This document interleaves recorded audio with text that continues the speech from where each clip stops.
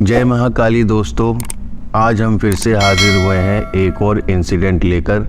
तो इस घटना के साथ अंत तक बने रहिएगा, क्योंकि हमारा उद्देश्य यही है कि आप या आपका कोई जानने वाला ऐसी किसी भी तरह की पैरानॉर्मल एक्टिविटी में ना फंस जाए। दोस्तों, हम सबके जीवन में कोई ना कोई ऐसा वाकया या ऐसी कोई घटना जरूर हुई होती है जिसे हम जब भी याद करते हैं तो हमारे रोंगटे खड़े हो जाते हैं। ऐसा ही वाकया हमारे सब्सक्राइबर सुनील के पिताजी के साथ उनके बचपन में हुआ था। सुनील के पिताजी ने ही उसे इस घटना के बारे में विस्तार से बताया है। ये उत्तर प्रदेश के एक छोटे से गांव की साल 1970 की घटना है। यहाँ हम सुनील के पिताजी का नाम राम किशोर रख लेते हैं। उस समय सुनील के पिताजी राम किशोर जी की उम्र तकरीबन 10 साल की रही होगी। राम किशोर जी के पिता एक किसान थे। खेती करके ही वो अपना जीवन बिता रहे थे और भूत प्रेत जैसी चीज़ों पर वो यकीन नहीं करते थे। इसीलिए बेधड़क होकर वो कहीं भी किसी भी समय निकल जाया करते थे। यहाँ तक कि खेतों की रखवाली करने के लिए भी वो अकेले ही खेतों की तरफ निकल जाया करते थे। उनके घर से और खेतों के बीच का रास्ता सिर्फ कुछ ही दूर का था, लेकिन इसके बीच में एक विशाल बरगद का पेड़ भी था और लोगों का मानना था कि उस बरगद के पेड़ पर भूत प्रेत का निवास है। लेकिन राम किशोर जी के पिताजी इन सब बातों को नहीं मानते थे।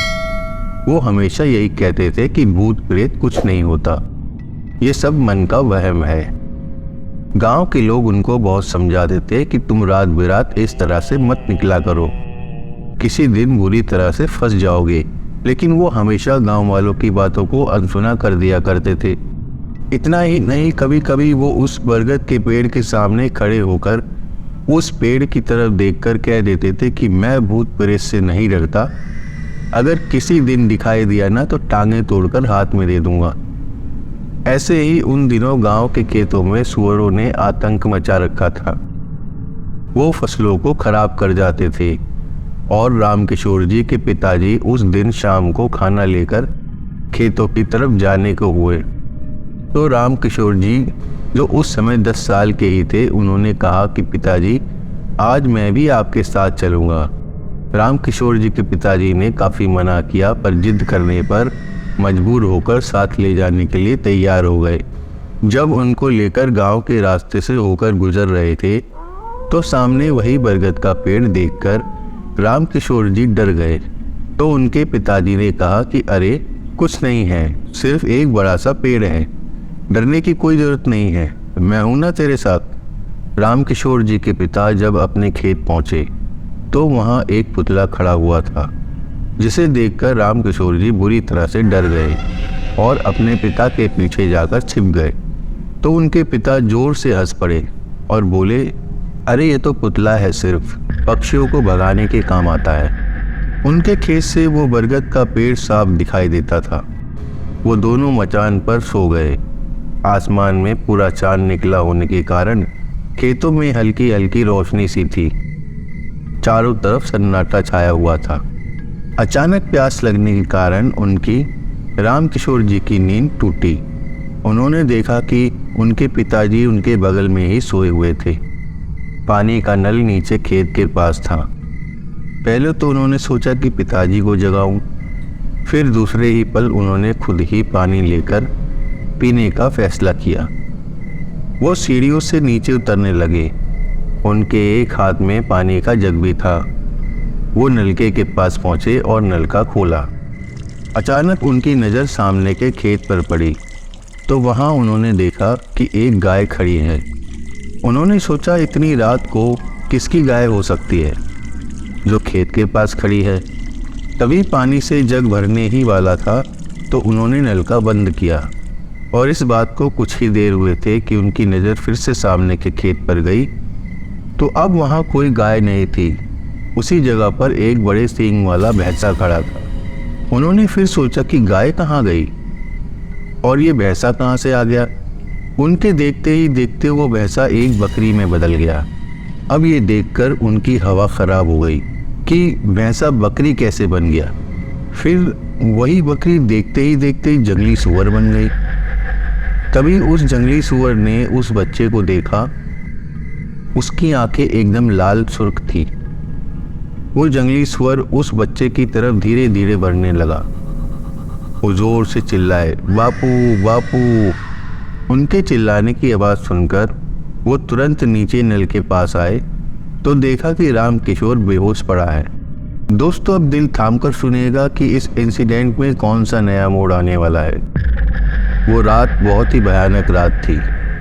आप ही सोचिए कि अगर 10 साल के बच्चे के साथ ऐसा कोई वाकया हो तो कैसा महसूस होगा, कि उसके सामने वो क्या था जो इतनी जल्दी जल्दी अपना रूप बदल रहा था। क्या था वो? क्या कोई छलावा था या फिर कोई भूत था? क्या चीज़ थी वो? इसी का खुलासा आगे होने वाला है। जब मैं भी यह सब सुन रहा था सुनील की जुबानी, तो मुझे भी गूज़बम्स आने शुरू हो गए थे। आगे हमें सुनील ने बताया कि उनके पिताजी राम किशोर जी, जो कि उस समय छोटे थे, वो अपने पिता को बेहोशी की हालत में मिले। पानी का जग उनके साइड में ही गिरा हुआ था। उसी रात उनके पिताजी उनको लेकर घर पर आ गए। उनकी माँ देखकर घबरा गई तो उन्होंने कहा, अरे कुछ नहीं, सिर्फ बेहोश हो गया है, शायद डर गया है। अब उनको तो पता ही नहीं कि बच्चे के साथ क्या हुआ, बच्चे ने क्या देखा। अगली सुबह उनका शरीर आग की तरह तप रहा था। उनको काफ़ी तेज बुखार था। राम किशोर के पिता पास ही के गांव से वैद्य को बुला लाए थे, क्योंकि उस समय डॉक्टर तो नहीं हुआ करते थे, वैद्य ही हुआ करते थे। वैद्य जी आए और चेक किया। इनको बुखार बहुत ही ज़्यादा था। उन्होंने गर्म पट्टी रखने के लिए कहा और दवा बनाकर पिला दी और बोले जल्द ही आराम आ जाएगा। सुबह से दोपहर हो गई, दोपहर से शाम हुई, पर उनका बुखार नहीं उतरा। वो लोग आपस में बात कर ही रहे थे कि राम किशोर चिल्लाने लगे और कहने लगे, माँ बापू, कोई मुझे मार रहा है, कोई मेरा गला दबा रहा है, बचा लो मुझे। उनकी माँ तो देखकर बहुत ही ज़्यादा डर गई। वो कहने लगी, क्या हो रहा है मेरे बेटे को? क्या हुआ बेटा तुझे? उनके पिता जल्दी से भाग कर गए और वैद्य जी को बुला लाए। धीरे धीरे उस बच्चे का शरीर पीला पड़ता जा रहा था। ऐसा लग रहा था जैसे कि कोई उनका खून चूस रहा हो। सुबह से शाम तक ही में उनकी आंखों के नीचे काले घेरे भी दिखने लगे थे। अब उनके पिताजी को भी चिंता होने लगी थी कि क्या हो गया है उनके बेटे को। वो अपने बेटे के पास आकर बैठे और सर पर हाथ फेरते हुए बोले, क्या हो गया है मेरे बच्चे तुझे? अब दोस्तों, जो आप सुनेंगे तो आपकी सांसें थम जाएंगी। तभी राम किशोर जी अचानक से हंसने लगे। हा हा हा हा, क्यों? तू तो बड़ा ताकतवर है ना, तू तो हमारी टांगे तोड़ देगा ना। ले, तोड़कर दिखा। तोड़, देख क्या रहा है? ऐसा लग रहा था कि एक नहीं 2-3 एंटिटी राम किशोर के शरीर में थी, क्योंकि किसी एक की ही आवाज़ नहीं, 2-3 आवाज़ें उसके मुंह से आ रही थी। उसके दांत गंदे हो गए थे, आंखों की पुतली एक नहीं 3-3 दिखाई दे रही थी, और आंखों का जो सफ़ेद एरिया होता है वो बिल्कुल लाल सुर्ख हो गया था। ये जब वैद्य जी ने देखा तो कहा, हे भगवान, ये तो कोई ऊपरी चक्कर लग रहा है। अरे भाई, अपने बच्चों को किसी पीर फकीर या किसी सिद्ध पंडित को दिखाओ, ये मेरे बस की बात नहीं है। ना चाहते हुए भी राम किशोर के पिताजी, उनकी गांव में ही एक मौलवी थे, उसके पास गए तो उस मौलवी ने देखते ही कह दिया कि मैं जानता हूँ तेरे बच्चे पर एक नहीं 3-3 प्रेतों ने कब्जा जमा लिया है। फिर उस मौलवी ने उनको एक ताबीज़ दिया और एक शीशी में उनको पवित्र जल दिया और बोला, ये ले और अपने बच्चे को ताबीज़ पहना देना और इस पवित्र जल की कुछ बूंदें उस पर छिड़क देना। मैं कल आऊँगा तेरे घर पर, तब तक ये ताबीज़ उन प्रेतों को शांत रखेगा। उनके पिताजी वो ताबीज़ ले जाकर अपने बेटे को पहना देते हैं और जल उस पर छिड़क देते हैं तो वो फिर से बेहोश हो जाता है। अगले दिन वो मौलवी उनके घर की दहलीज पर जैसे ही कदम रखता है तो राम किशोर तड़पने लगता है और उसके मुंह से फिर से 3-3 आवाज़ें आने लगती हैं। वो कहता है, अरे मौलवी, तू क्या हमें निकालेगा? हम एक नहीं 3 हैं और इस बच्चे को ले जाकर ही रहेंगे। उसके मुंह से की आवाज़ आ रही थी। मौलवी ने पूछा कि बच्चे से क्या दुश्मनी है, इसको क्यों पकड़ा है? तो उन प्रेतों ने कहा, इससे पूछ, ये तो हमारी टांगें तोड़ने वाला बड़ा ही ताकतवर इंसान है। कहता है कि सामने आए तो टांगें तोड़ देगा। और ज़ोर ज़ोर से हंसने लगा। बचा ले अपने बच्चे को। मौलवी ने कुछ मंत्र पढ़े और मस्जिद से जो राख लाए थे उस बच्चे पर फेंकना चालू कर दिया। वो बच्चा भयानक तरीके से चिल्ला रहा था। उसके चिल्लाने की आवाज़ से बगल में रखी कांच की लालटेन भी टूट गई। काफ़ी देर मशक्क़त करने के बाद जब कुछ खास फर्क नहीं पड़ा तो मौलवी ने पूछा, क्या चाहिए तुमको? उस बच्चे के पिता ने भी अपने घुटने पर बैठकर हाथ जोड़कर उन प्रेतों से कहा कि उसके बच्चे को छोड़ दो, चाहे तो उसकी जान ले लो, चाहे तो उसे मार डालो, और उसके बेटे को छोड़ दो। और बोला कि मुझे अपनी भूल का एहसास हो गया है। आज के बाद मैं कभी भी किसी का मजाक नहीं उड़ाऊंगा। अचानक राम किशोर जी बेहोश हो गए और मौलवी ने कहा, लगता है अब सब ठीक है। उस रात वो मौलवी भी उनके घर पर ही रुका, पर सब शांत रहा और रात से सुबह हो गई।